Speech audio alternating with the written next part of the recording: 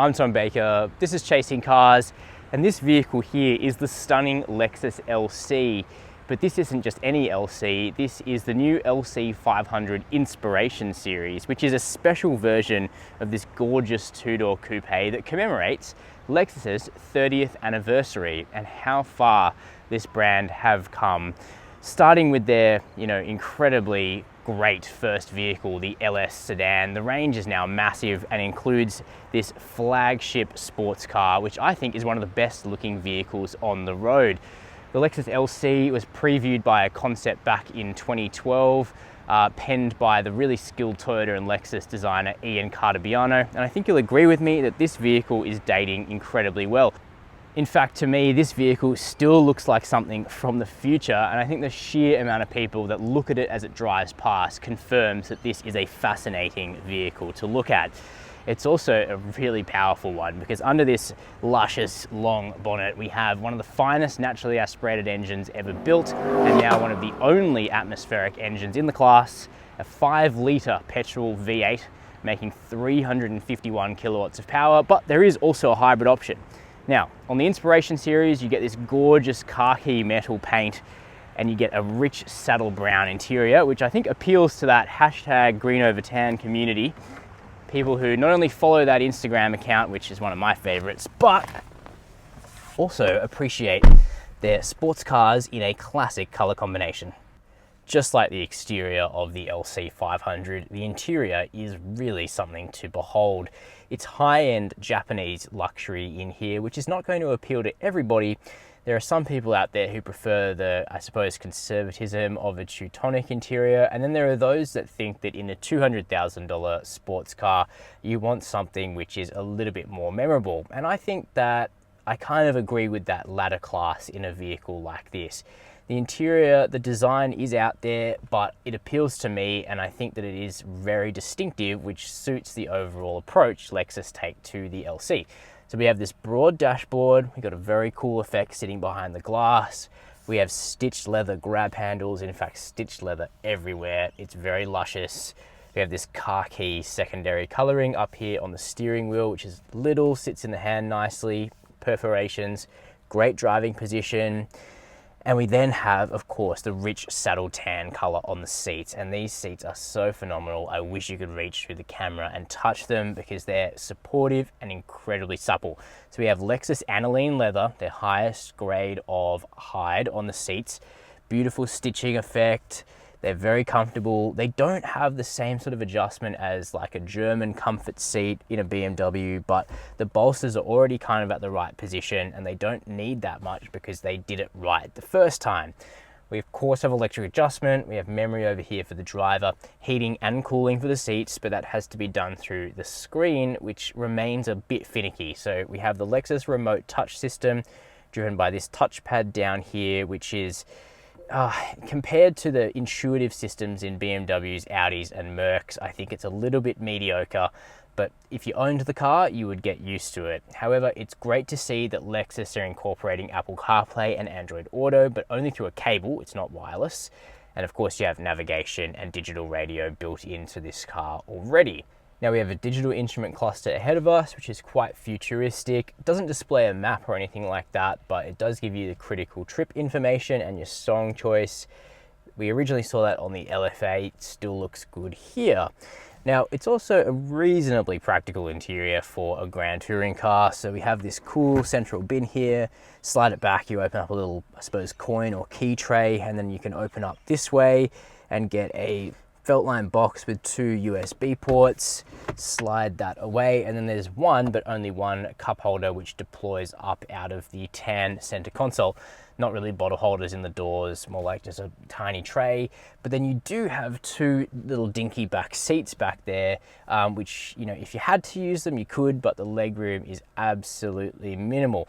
And one further thing, the LC 500 gets an absolutely impeccable Mark Levinson reference stereo, which sounds out of this world. So on paper, we do technically have those 2 little back seats there, but you also get the benefit of a proper boot in the Lexus LC, and that's because this vehicle is a traditional sedan coupe, as they used to be called, where you have a bonnet, a cab, and then a separate boot rather than a big hatchback. Now we have a hidden button down here in the tail lights, which is pretty cool. Open up this little hatch, which is of course on gas struts, this being a luxury Lexus.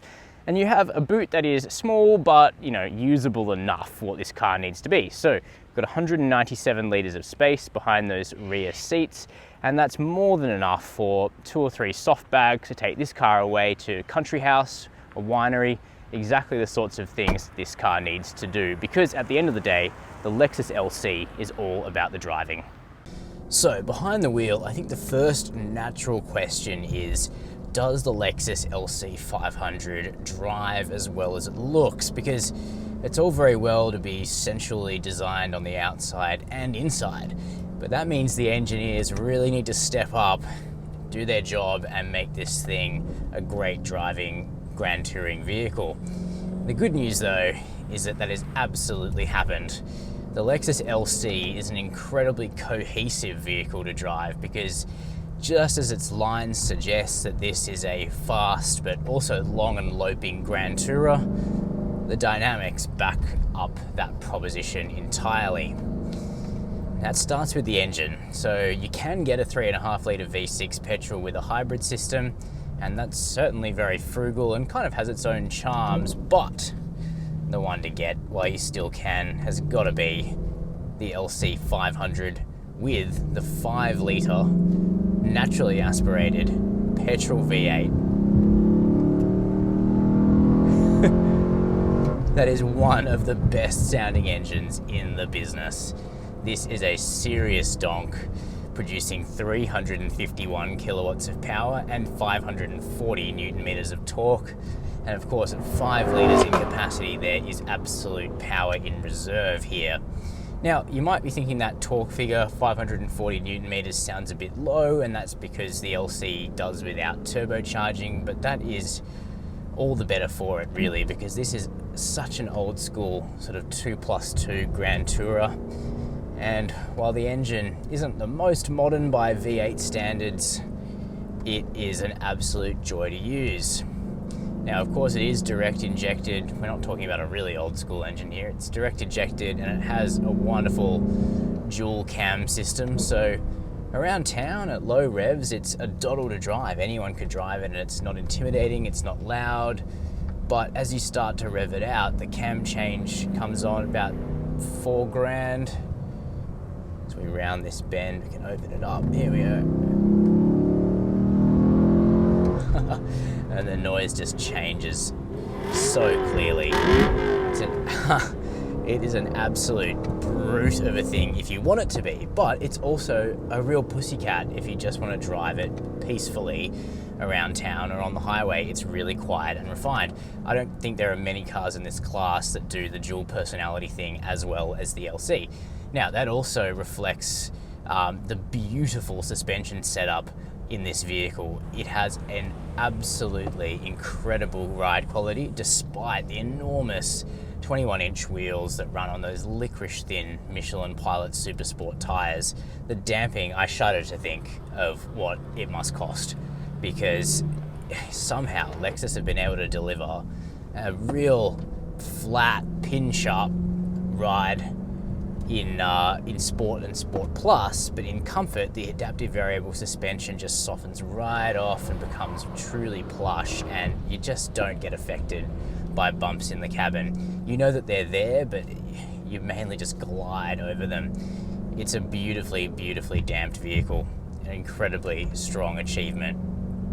And then there's the steering, which I find quite involving.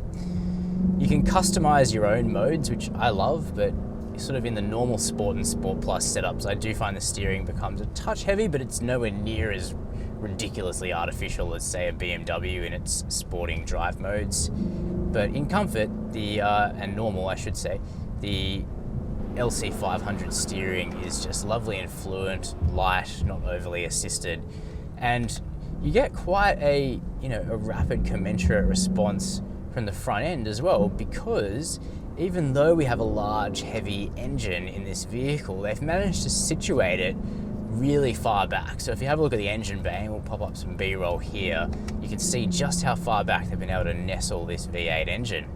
Now, of course, the LC500 is rear-wheel drive, as any proper flagship sports car should be. It sits on Lexus's TNGA L platform. That's sort of the Toyota Group TNGA modular platform, L meaning luxury, so rear drive. And it is just delightful. I think the LC is quite a bit better to drive than the updated RCF. Not that that's a bad car to drive, it's actually really quite involving. But the LC just feels incredibly cohesive. And in fact, I would suggest that it is the immediacy of the LC's inputs that make it such a compelling proposition. Now, the throttle response of the Atmo V8 is just wonderful. Now that we're so used to driving turbocharged cars, it's almost like when I'm testing a car, my brain now just allows for a moment of turbo lag. Even in a twin turbocharged car, there's still, a breath as that turbo spools up. But the LC doesn't suffer that whatsoever. Put your foot down, the engine just responds immediately. It's like there is an absolute electric connection between your right foot and waking up the V8. It's lovely. Your steering inputs are communicated quickly. The damping cinches the LC back down to the road, politely and comfortably, but instantly.